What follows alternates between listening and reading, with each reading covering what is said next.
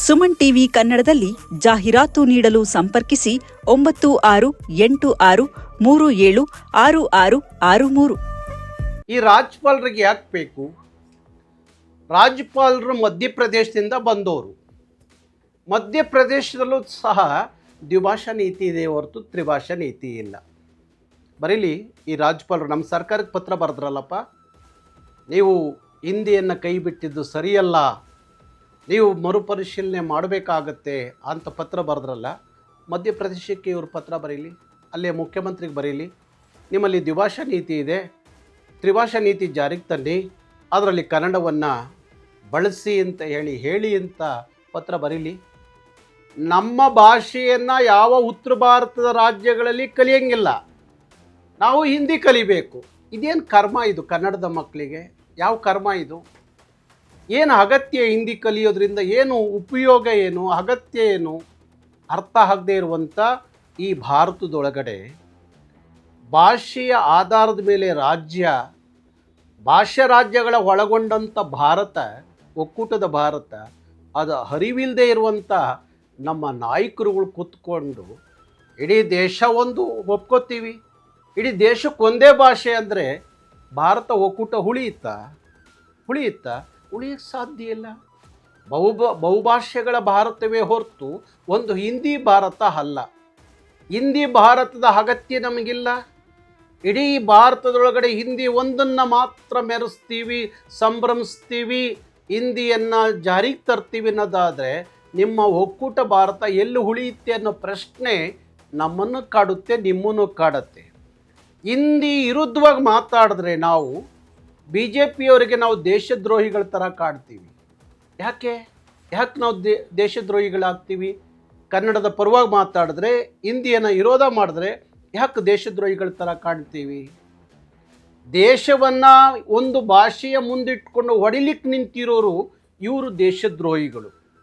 ಈ BJPಯ ನಾಯಕರು, ಈ ರಾಜ್ಯಪಾಲರು, ಇವರು ಈ ದೇಶದ ದೇಶದ್ರೋಹಿಗಳು ಅಂತ ಹೇಳಿ ಪರಿಗಣಿಸಬೇಕಾಗತ್ತೆ. ಯಾಕೆಂದರೆ ಗೊತ್ತಿದೆ ಈ ಭಾರತ ಎಲ್ಲಿಂದ ಶುರುವಾಯಿತು, ಭಾರತದ ಪರಿಕಲ್ಪನೆ ಎಂಥದ್ದು, ಭಾಷೆ, ಸಂಸ್ಕೃತಿ, ಆಚಾರ ವಿಚಾರಗಳ, ಭವ್ಯ ಭಾಷೆಗಳ ಒಕ್ಕೂಟವೇ ಭಾರತ.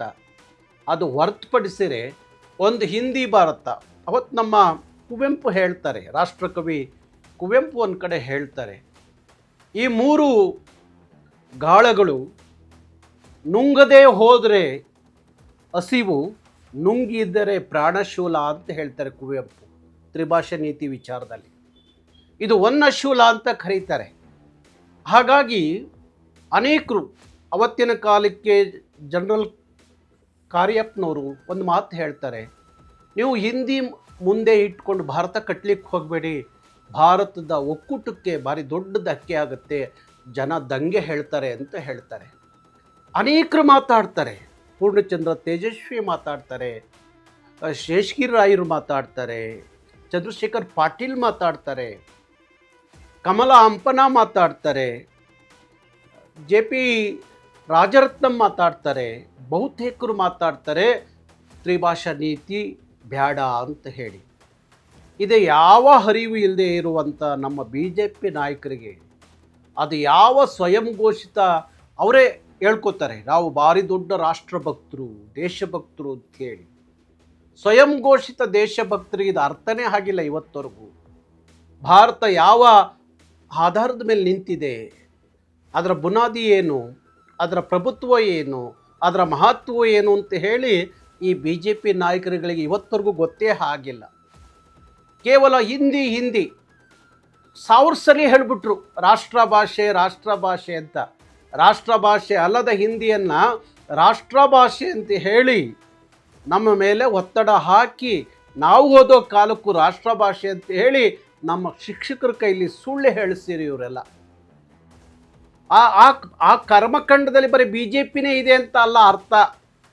ಇದರ ಮೂಲ ಯಾರು ಅಂದರೆ ಕಾಂಗ್ರೆಸ್ನವರೇನು ಇದು ಹೊರತುಪಡಿಸೇನಿಲ್ಲ. ಅವ್ರಿಗೆ ಹುಟ್ಟಿದ ಶಿಶು ಇದು ಹಿಂದಿ. ಇದನ್ನು ಇವರು ಎತ್ಕೊಂಡು ಮುದ್ದಾಡ್ತಾ ಇದ್ದಾರೆ ಅಷ್ಟೇ. ಹಾಗಾಗಿ ರಾಜ್ಯಪಾಲರಿಗೆ ನಾವು ಹೇಳುವಂಥದ್ದೇನು, ಕರ್ನಾಟಕದ ರಾಜ್ಯಪಾಲರು ನೀವು ಪಾಲಕರು, ಕರ್ನಾಟಕವನ್ನು ಪಾಲನೆ ಮಾಡಬೇಕಾದ ಪಾಲಕರು. ನಮ್ಮ ಹಕ್ಕನ್ನು ಪಾಲನೆ ಮಾಡಿ. ನಮ್ಮ ಭಾಷಾ ಹಕ್ಕನ್ನು ಕಸಿಲಿಕ್ಕೆ ರಾಜ್ಯಪಾಲರಿಗೆ ನಾವು ರಾಜಭವನ ಕೊಟ್ಟಿರೋದು, ಐಷಾರಾಮಿ ರಾಜಭವನ. ಕನ್ನಡಿಗರ ತೆರಿಗೆಯಲ್ಲಿ ತಾವು ರಾಜಭಾರ ಮಾಡ್ತಾ ಇದ್ದೀರಲ್ಲ ರಾಜ್ಯಪಾಲರೇ, ನಿಮ್ಮ ಋಣ ಈ ನೆಲದ ಮಕ್ಕಳ ಪರವಾಗಿರಬೇಕಾಗಿತ್ತು, ಈ ನೆಲದ ಭಾಷೆಯ ಪರವಾಗಿರಬೇಕಾಗಿತ್ತು. ಅದು ಬಿಟ್ಟು ರಾಜಭವನದಲ್ಲಿ ಕೂತ್ಕೊಂಡು ರಾಜ್ಯ ಸರ್ಕಾರಕ್ಕೆ ಪತ್ರ ಬರೀತೀರಲ್ಲ. ನಿಮ್ಮನ್ನು ಯಾರು ಪತ್ರ ಬರೀಲಿಕ್ಕೆ, ಯಾರು ನಿಮಗೆ ಪತ್ರ ಬರೀರಿ ಬೇಡ ಅಂತ ಹೇಳೋದಿಲ್ಲ. ಯಾವ ಉದ್ದೇಶಕ್ಕೆ ಪತ್ರ ಬರೀಬೇಕು? ಅದು ಬಿಟ್ಟು ನಮ್ಮ ರಾಜ್ಯಪಾಲರು ಪ್ರತಿ ಸರ್ಕಾರದ ನಡೆಯನ್ನು ಆಗಾಗ ಪ್ರಶ್ನೆ ಮಾಡೋಕ್ಕೆ ನಿಂತರೆ ನಮಗೇನು ಅನಿಸುತ್ತೆ, ಇವರು ರಾಜ್ಯಪಾಲರ ವಿರೋಧ ಪಕ್ಷದ ನಾಯಕರ ಅಂತ ಅನಿಸುತ್ತೆ. ಹಾಗಾಗಿ ಈ ರಾಜ್ಯಪಾಲರು, ಇಂಥ ರಾಜ್ಯಪಾಲರು ಕರ್ನಾಟಕದ ಮಕ್ಕಳ ಪಾಲನೆ ಮಾಡಬೇಕಾದ ರಾಜ್ಯಪಾಲರು, ಕರ್ನಾಟಕದ ಕನ್ನಡಿಗರ ಹಕ್ಕನ್ನು ಪಾಲನೆ ಮಾಡಬೇಕಾದಂಥ ಪಾಲಕರು ಅಂತ ಹೇಳಿಕೊಳ್ಳುವ ರಾಜ್ಯಪಾಲರು ಬರೀ ಹಿಂದಿ ವ್ಯಾಮೋಹ ಪ್ರೀತಿ ಇಟ್ಕೊಂಡು ನಾನು ಮಧ್ಯಪ್ರದೇಶದಿಂದ ಬಂದಿದ್ದೀನಿ, ನನ್ನ ಭಾಷೆ ಹಿಂದಿಯನ್ನು ಇಲ್ಲಿ ಮೆರೆಸಬೇಕು ಅನ್ನೋ ತೀರ್ಮಾನಕ್ಕೆ ಬಂದಿರುವ ಈ ರಾಜ್ಯಪಾಲರು ಒಂದು ಕ್ಷಣ ಕರ್ನಾಟಕದಲ್ಲಿ ಇರಬಾರ್ದು, ವಾಪಸ್ ಹೋಗ್ಬೇಕು. ಕೇಂದ್ರ ಸರ್ಕಾರ ಅವ್ರನ್ನ ವಾಪಸ್ ಕರೆಸ್ಕೋಬೇಕು. ಯಾವುದೇ ಕಾರಣಕ್ಕೂ ಕರ್ನಾಟಕದಲ್ಲಿ ರಾಜ್ಯಪಾಲರನ್ನ ಮುಂದುವರಿಸಿರೆ ನಾವು ದಂಗೆ ಹೇಳ್ತೀವಿ, ಇಡೀ ಕರ್ನಾಟಕದಲ್ಲಿ ದಂಗೆ ಹೇಳ್ತೀವಿ. ಆಗ ಆ ದಂಗೆಯ ಒತ್ತಡಕ್ಕೆ ನೀವು ಆಚೆ ಹೋಗೋದು ಬದಲು ನೀವು ವಾಪಸ್ ಹೋಗಿ ರಾಜ್ಯಪಾಲರೇ, ನಿಮಗೆ ಕರ್ನಾಟಕದಲ್ಲಿ ಬದುಕುವ ಯೋಗ್ಯತೆ ಇಲ್ಲ ಅಂತ ಹೇಳ್ತೀನಿ ನಾನು. ಯೋಗ್ಯತೆ ಇಲ್ಲ ನಿಮಗೆ. ನೀವು ಯಾವುದೋ ಒಂದು ಭಾಷೆ ಪರವಾಗಿ ಇಲ್ಲಿ ಕುಂತು ಮಾತಾಡೋದಾದರೆ, ನನ್ನ ಭಾಷೆ, ನನ್ನ ನಾಡಿನಲ್ಲಿ ನನಗೆ ಅದೇ ರಾಷ್ಟ್ರ ಭಾಷೆ, ಕನ್ನಡವೇ ನನಗೆ ರಾಷ್ಟ್ರ ಭಾಷೆ. ಗೊತ್ತಾಯ್ತಾ?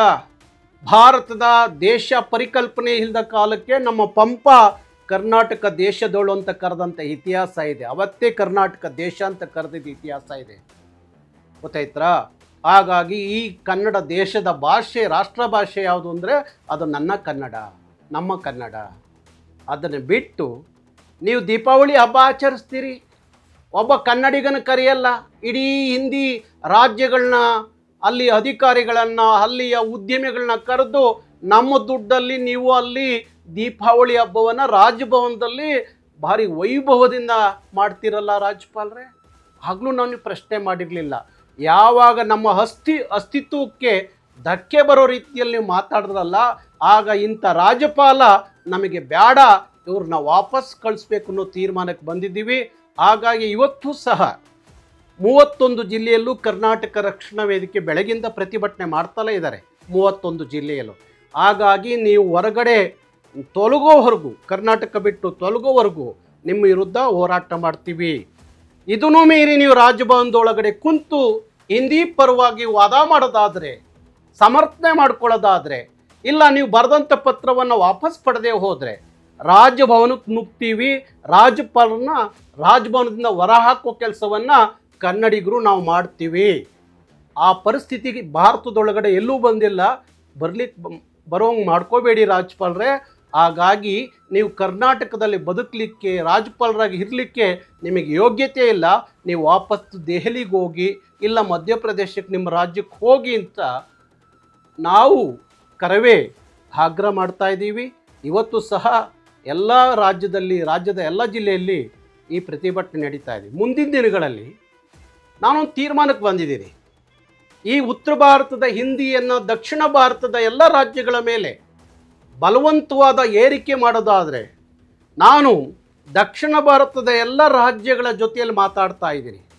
ಅಲ್ಲಿಯ ಮುಖ್ಯಮಂತ್ರಿಗಳ ಜೊತೆಯಲ್ಲಿ, ಅಲ್ಲಿಯ ಹೋರಾಟಗಾರರ ಜೊತೆಯಲ್ಲಿ, ಅಲ್ಲಿಯ ಚಿಂತಕರ ಜೊತೆಯಲ್ಲಿ, ಅಲ್ಲಿಯ ಸಾಹಿತಿಗಳ ಜೊತೆಯಲ್ಲಿ, ಎಲ್ಲರ ಜೊತೆಯಲ್ಲೂ ಮಾತಾಡ್ತಾ ಇದ್ದೀನಿ. ಅವ್ರನ್ನೆಲ್ಲರನ್ನ ಒಳಗೊಂಡಂತೆ ದೆಹಲಿಯಲ್ಲಿ, ರಾಷ್ಟ್ರದ ರಾಜಧಾನಿ ದೆಹಲಿಯ ಕರ್ನಾಟಕ ಭವನದಲ್ಲಿ ಒಂದು ಸಭೆ ಕರೆದು ಅಲ್ಲಿ ಜಂತರ್ ಮಂತರ್ ಮುಂದೆ 2 ದಿನಗಳ ಕಾಲ ನಿರಂತರವಾಗಿ ಪ್ರತಿಭಟನೆ ಮಾಡುವ ಮುಖಾಂತರ ಈ ದೇಶದ ಪ್ರಧಾನಮಂತ್ರಿಯವರಿಗೆ, ರಾಷ್ಟ್ರಪತಿಗಳಿಗೆ ಮನವಿ ಕೊಡಬೇಕು ಅನ್ನೋ ತೀರ್ಮಾನವನ್ನು ಮಾಡಿದ್ದೀವಿ. ತಮಿಳುನಾಡಿನ ಎಲ್ಲ ಸಾಹಿತಿಗಳು, ಅಲ್ಲಿಯ ಹೋರಾಟಗಾರರು ನನ್ನ ಸಂಪರ್ಕದಲ್ಲಿದ್ದಾರೆ. ಆಂಧ್ರದ ಮೂಲ ಅಲ್ಲಿಯ ಹೋರಾಟಗಾರರು, ಅಲ್ಲಿಯ ಸಾಹಿತಿಗಳು, ಹಾಗೆ ಕೇರಳ, ಹಾಗೆ ತೆಲಂಗಾಣ, ಹಾಗೆ ಪಾಂಡಿಚೇರಿ ಮತ್ತು ಮಹಾರಾಷ್ಟ್ರ ಇವತ್ತು ಮಹಾರಾಷ್ಟ್ರದಲ್ಲಿ ನೋಡಿ BJP ಸರ್ಕಾರ ಇದ್ರೂ ಅವರು ಮರಾಠಿ ಮಕ್ಕಳ ಪರವಾಗಿ ಮರಾಠಿ ಭಾಷೆ ಪರವಾಗಿ ನಿಂತ್ಕೊಂಡ್ರು. ಅಲ್ಲಿ ದ್ವಿಭಾಷಾ ನೀತಿಯನ್ನು ಜಾರಿಗೆ ತಂದರು. ನನ್ನ ಜೊತೆಲಿ ರಾಜ್ ಠಾಕ್ರೆ ಮಾತಾಡುವಾಗ ಹೇಳ್ತಿದ್ರು, ಸರ್ ನಾವು ನಿಮ್ಮ ಜೊತೆಲಿ ಬರ್ತೀವಿ, ಒಟ್ಟಿಗೆ ದೆಹಲಿಯಲ್ಲಿ ನಮ್ಮ ಧ್ವನಿ ಒಗ್ಗೂಡಬೇಕು ಅಂತ ಹೇಳ್ತಾ ಇದ್ರು. ಹಾಗಾಗಿ ಮುಂದಿನ ತಿಂಗಳು ಭಾರಿ ದೊಡ್ಡ ದೆಹಲಿಯಲ್ಲಿ ಒಂದು ದೊಡ್ಡ ಸಮಾವೇಶವನ್ನು ಮಾಡಬೇಕು ಅಂತ ಅಂದ್ಕೊಂಡಿದ್ದೀವಿ. ಹಾಗಾಗಿ ದಕ್ಷಿಣ ಭಾರತದ ಎಲ್ಲ ಭಾಷಾ ರಾಜ್ಯಗಳನ್ನು ಒಳಗೊಂಡಂಥ ಒಂದು ಒಕ್ಕೂಟವನ್ನು ಮಾಡಿಕೊಂಡು ಭಾರತದ ರಾಜಧಾನಿಯಲ್ಲಿ ಭಾರಿ ದೊಡ್ಡ ಚಳುವಳಿ ಮಾಡಬೇಕು ಅನ್ನೋ ತೀರ್ಮಾನಕ್ಕೆ ಬಂದಿದ್ದೀವಿ. ಹಾಗಾಗಿ ಎಲ್ಲರೂ ನಮ್ಮ ಸಂಪರ್ಕದಲ್ಲಿ ಇರುವಾಗ ಅಂಥದ್ದೊಂದು ತೀರ್ಮಾನ ಆಗಲೇಬೇಕು. ನಾವೇನು ದೇಶ ಹೊಡಿಲಿಕ್ಕೆ ನಿಂತಿಲ್ಲ, ಆದರೆ ನಮ್ಮ ಹಕ್ಕನ್ನು ನಾವು ಪಡ್ಕೋಬೇಕು ಅನ್ನುವಾಗ, ನಮ್ಮ ಭಾಷೆಯನ್ನು ನಾವು ಉಳಿಸ್ಕೋಬೇಕು ಅನ್ನುವಾಗ, ಯಾವುದೋ ನಮಗೆ ಸಂಬಂಧ ಇಲ್ಲದ ಭಾಷೆ ಬಂದು ನಮ್ಮ ನಾಡಿನಲ್ಲಿ ನಮ್ಮ ಮೇಲೆ ಬಲವಂತವಾದಂಥ ಏರಿಕೆ ಆಗುತ್ತೆ ಅಂದಾಗ ಅದನ್ನು ಸಹಿಸ್ಕೋಬೇಕು ಅನ್ನೋ ಸಂವಿಧಾನ ಏನು ಹೇಳಲಿಕ್ಕೆ ಸಾಧ್ಯ ಇಲ್ಲ, ಹೇಳಿಲ್ಲ. ಹಾಗೆ ಅದನ್ನು ಹೇಳೋಕ್ಕೆ ನಾವು ಹೊರಟ್ರೆ ದೇಶದ್ರೋಹಿಗಳು ಅಂತ ಪಟ್ಟ ಕಟ್ಟುವಂಥ ಆ ದೇಶದ್ರೋಹಿಗಳು ಒಂದು ಕ್ಷಣ ನಿಂತು ಯೋಚನೆ ಮಾಡಿದ್ರೆ ಭಾರತದ ಭವಿಷ್ಯ, ಭಾರತದ ಪರಿಕಲ್ಪನೆ, ಭಾರತದ ಚಿಂತನೆ ಯಾವ ಆಧಾರದ ಮೇಲೆ ನಿಂತಿದೆ ಅನ್ನೋದನ್ನು ಒಂದು ಕ್ಷಣ ಯೋಚನೆ ಮಾಡಿದ್ರೆ ಅವತ್ತು ಗೊತ್ತಾಗುತ್ತೆ, ಇಲ್ಲ ಅವ್ರ ಕಡೆ ಬೆಳೆ ತೋರಿಸಿದ್ದು ನಾವು ತಪ್ಪು, ನಿಜಕ್ಕೂ ನಾವು ದೇಶದ್ರೋಹಿಗಳು, ಭಾಷೆ ಹೆಸರಿನಲ್ಲಿ ದೇಶ ಹೊಡಿಲಿಕ್ಕೆ ಹೊರಟಿದ್ದೀವಿ ಎನ್ನುವುದು BJP ಕಾಂಗ್ರೆಸ್ ನಾಯಕರಿಗೆ ಅರಿವಿಗೆ ಬರುತ್ತೆ.